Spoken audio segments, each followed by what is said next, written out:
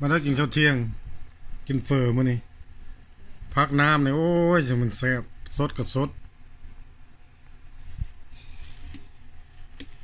เขาบ่มักบ่ได้ผักบัวมันเค็ดบ่ได้ว่านึงบ่มักแต่ตั้งแต่น้อยพุ่นนะมาบัดนี้กีตาร์มาลุงสิกินแล้วบัดนี้ทายรูปหลายตากินบัดนี้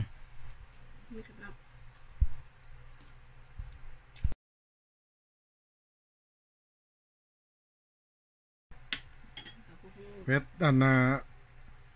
คอยกะปินี่บ่ให้บ่นี่มาเด้อพวกเจ้าแซ่บ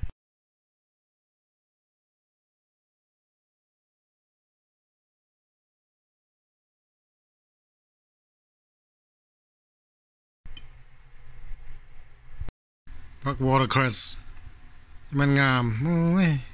อิ่มแล้วนะนี่ยังจะกินต่อเลย